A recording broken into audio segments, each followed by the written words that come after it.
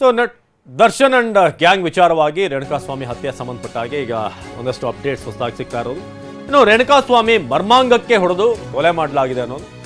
So ಪವಿತ್ರ ಗೌಡಗೆ ಮರ್ಮಾಂಗದ ಫೋಟೋನ ಆಯ್ತಾ ಕಳಿಸಿದ್ದಂತೆ.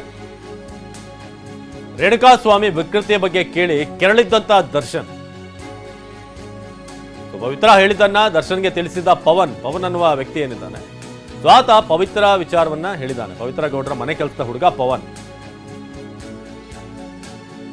ಬಳಿಕ ರೇಣುಕಾಸ್ವಾಮಿ ಕಿಡ್ನಾಪ್ಗೆ ಪ್ಲಾನ್ ನಡೆದಿತ್ತು. ಆತನನ್ನ ಚಿತ್ರದುರ್ಗದಿಂದ ಬೆಂಗಳೂರಿಗೆ ಕರೆಸುವಂತ ಪ್ಲಾನ್ ನಡೆಯುತ್ತೆ.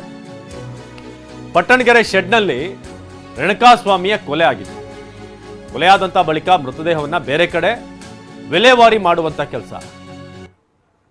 ಇದು ಈ ಘಟನೆಗೆ ಸಂಬಂಧಪಟ್ಟಾಗಿ ಏನೇನಾಗಿತ್ತು ಅನ್ನೋದು, ಎಲ್ಲಿಂದ ಈ ಘಟನೆ ಟ್ರಿಗರ್ ಆಯಿತು ಅನ್ನೋದು, ರೇಣುಕಾಸ್ವಾಮಿ ಮರ್ಮಾಂಗಕ್ಕೆ ಹೊಡೆಯಲಾಗಿತ್ತು, ಅದಕ್ಕೆ ಕಾರಣ. ಸೊ ಆ ಒಂದು ಫೋಟೋವನ್ನು ಆತ ಕಳಿಸಿದ್ದ. ಸೊ ಆತನಿಗಿದ್ದಂಥ ಮೂಲ ಸಮಸ್ಯೆ ಅಂತ ಅಂದರೆ ವಿಜಯಲಕ್ಷ್ಮಿ ಮತ್ತು ದರ್ಶನ್ ಅವರ ನಡುವೆ ಈಕೆ ಬಂದ ನಂತರ ಅವರ ಸಂಬಂಧ ಹಾಳಾಯಿತು ಅನ್ನೋದೆಲ್ಲ ಆತ ಹೇಳಿದ್ದ ಅನ್ನೋದು. ಸೊ ಅದಾದಮೇಲೆ ಅದೇ ವಿಚಾರಕ್ಕೆ ಸಂಬಂಧಪಟ್ಟಾಗ ಮುಂದುವರಿತಾ ಹೋಯಿತು ಒಂದಷ್ಟು ಜಟಾಪಟಿ. ಸೊ ಅದಾದಮೇಲೆ ಎಲ್ಲಿ ಆತ ತೀರಾ ಮಿತಿಮೀರಿ ಹೋಗೋಕೆ ಶುರು ಮಾಡ್ದ, ಆಗ ಆತ ಕರೆಸುವಂಥದ್ದಾಗಿದೆ.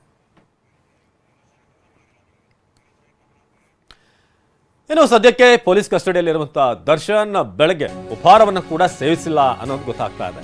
ನಟ ದರ್ಶನ್ ಅಂಡ್ ಗ್ಯಾಂಗ್ನಿಂದ ರೇಣುಕಾಸ್ವಾಮಿ ಹತ್ಯೆ. ಊಟ ತಿಂಡಿ ಬೇಡ ಅಂತಿರುವಂಥ 13 ಆರೋಪಿಗಳು ರಾತ್ರಿ ಸಹ ಊಟ ಮಾಡದ ದರ್ಶನ್ ಮತ್ತು ಸಹಚರರು. ರಾತ್ರಿ ಊಟ ಬೇಡ, ಮಜ್ಜಿಗೆ ಅನ್ನ ಕೊಡಿ ಅಂತ ದರ್ಶನ್ ಹೇಳಿದ್ರಂತೆ. ಬೆಳಗ್ಗೆ ದರ್ಶನ್ ಸಹಚರಿಗೆ ತಿಂಡಿ ನೀಡಿದಂತ ಪೊಲೀಸರು, ತಿಂಡಿಗೆ ರೈಸ್ ಬಾತ್ ಮತ್ತು ಇಡ್ಲಿಯನ್ನ ನೀಡಿದಂತ ಪೊಲೀಸರು ಬೆಳಗ್ಗೆ. ತಿಂಡಿ ಬೇಡ, ಕಾಫಿ ಟೀ ಬಿಸ್ಕೆಟ್ ಸಾಕು ಅಂತ ಅಲ್ಲಿ ಮನವಿ ಮಾಡಲಾಗಿತ್ತು ಅಂತ. ಪೊಲೀಸ್ ಕಸ್ಟಡಿಯಲ್ಲಿ ಎಲ್ರಿಗೂ ಒಂದೇ ಊಟ ಕೊಡಲಾಗುತ್ತೆ. ಒಬ್ಬರಿಗೊಂದು, ಒಬ್ಬರಿಗೆ ಬಿಸ್ಕೆಟ್ ಬೂಸ್ಟು ಎಲ್ಲ ಕೊಡೋಕ್ಕಾಗಲ್ಲ. ಕೊಟ್ಟ ಊಟವನ್ನ ಸೇವಿಸಬೇಕು ಅಂತ ಅಧಿಕಾರಿಗಳು ಕೂಡ ಹೇಳಿದ್ದಾರೆ ಅಂತ ಗೊತ್ತಾಗಿದೆ. ಇದು ಸದ್ಯಕ್ಕೆ ಪೊಲೀಸ್ ಸ್ಟೇಷನ್ನಲ್ಲಿ ನಿಮಗೆ ಬೇಕಾದಂಥ ಮೆನು ಕೊಡೋಕ್ಕಾಗಲ್ಲ. ಏನು ಎಲ್ಲಿಗೆ ತರ್ತಾರೆ, ರೈಸ್ ಬಾತ್ ಇಡ್ಲಿ ತರಿಸಿದ್ವಿ ಅದನ್ನು ತಿನ್ನಿ ಅಂತ ಸದ್ಯಕ್ಕೆ ತಿಳಿಸಲಾಗಿದೆ ಅಂತ.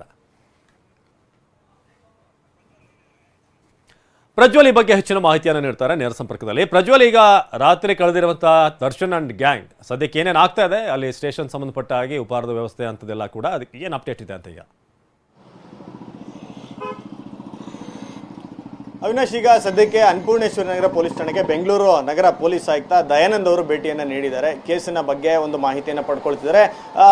ಸ್ಟೇಷನ್ನಲ್ಲಿ DCP ಗಿರೀಶ್ ಅವರು, ಅಂದರೆ DCP ಪಶ್ಚಿಮ ವಿಭಾಗದ DCP ಆಗಿರುವಂಥ ಗಿರೀಶ್ ಅವರು, ಮತ್ತು ಈ ಒಂದು ಪ್ರಕರಣದ IO ಆಗಿರುವಂಥ ಕಾಮಾಕ್ಷಿಪಾಳ್ಯ ಇನ್ಸ್ಪೆಕ್ಟರ್ ಮತ್ತು ವಿಜಯನಗರ ಸಬ್ ಡಿವಿಷನ್ ACP ಸೇರಿದಂತೆ ಹಿರಿಯ ಅಧಿಕಾರಿಗಳೆಲ್ಲರೂ ಸಹಿತ ಇದ್ದಾರೆ. ಹಿರಿಯ ಅಧಿಕಾರಿಗಳಿಂದ ತನಿಖೆಯ ಪ್ರಗತಿಯ ಬಗ್ಗೆ ಒಂದು ಬ್ರೀಫಿಂಗನ್ನು ನಗರ ಪೊಲೀಸ್ ಆಯುಕ್ತರು ಈಗ ಪಡ್ಕೊಳ್ತಿದ್ದಾರೆ. ದಯಾನಂದ್ ಅವರು ಪಡ್ಕೊಳ್ತಿದ್ದಾರೆ. ನಂತರದಲ್ಲಿ ಅವರು ಕೇಸಿನ ಬಗ್ಗೆ ಒಂದಷ್ಟು ಡೈರೆಕ್ಷನ್ಗಳನ್ನು ಕೊಟ್ಟು ಹೇಳುವಂಥದ್ದು ಆಗುತ್ತೆ. ಸದ್ಯ ಈಗ ಅಧಿಕಾರಿಗಳು ಯಾರು ಕೂಡ ಉಳಿದಂಥ ಆರೋಪಿಗಳು 13 ಜನ ಏನು ಆರೋಪಿಗಳಿದ್ದಾರೆ ಅವ್ರು ಯಾರನ್ನು ಈ ಕ್ಷಣದಲ್ಲಿ ವಿಚಾರಣೆ ಮಾಡ್ತಿಲ್ಲ. ಯಾಕಂದರೆ ಇದುವರೆಗಿನ ತನಿಖೆಯಲ್ಲಿ ಏನಿದೆ ಆ ಒಂದು ತನಿಖೆಯನ್ನು ಕಮಿಷನರ್ ಅವರಿಗೆ ಬ್ರೀಫಿಂಗ್ ಮಾಡುವಂಥ ಕೆಲಸ ಆಗ್ತದೆ. ಮತ್ತು ಎಂದಿನಂತೆ ಅವರಿಗೆ ಪ್ರತಿದಿನ ಪೊಲೀಸ್ ಠಾಣೆಯಲ್ಲಿ ಇರುವಂಥ ಉಳಿದ, ಅಂದರೆ ಈ ಹಿಂದೆ ಇದ್ದಂಥ ಆರೋಪಿಗಳಿಗೆ ಯಾವ ರೀತಿಯಾಗಿ ಹೋಟೆಲ್ಗಳಿಂದ ತಿಂಡಿಯನ್ನು ತರಿಸಿ ಕೊಡ್ತಿದ್ರು, ಇವ್ರಿಗೂ ಅದೇ ರೀತಿ ತಿಂಡಿಯನ್ನು ತರಿಸಿ ಕೊಟ್ಟಿದ್ದಾರೆ. ಇಡ್ಲಿ ರೈಸ್ ಬಾತನ್ನು ಕೊಟ್ಟಿದ್ದಾರೆ. ಅದರಲ್ಲಿ ಕೆಲವರು ತಿಂಡಿ ತಿನ್ನೋಕೆ ಆಗ್ತಿಲ್ಲ, ನಮಗೆ ದಯಮಾಡಿ ಕಾಫಿ ಟೀ ಇದ್ರೆ ಸಾಕು, ಅದು ಅಷ್ಟೇ ಸಾಕು ಅಂತ ಹೇಳಿದ್ದಾರೆ. ಬಟ್ ಅಧಿಕಾರಿಗಳು ಇಲ್ಲಿ ಬೇರೆ ಯಾವುದೇ ರೀತಿ ಮೆನುಗಳನ್ನು ಕೊಡೋಕ್ಕಾಗಲ್ಲ. ಇಲ್ಲಿ ನಾವು ಎಲ್ಲ ಪೊಲೀಸ್ ಅಧಿಕಾರಿಗಳು ಎಲ್ಲ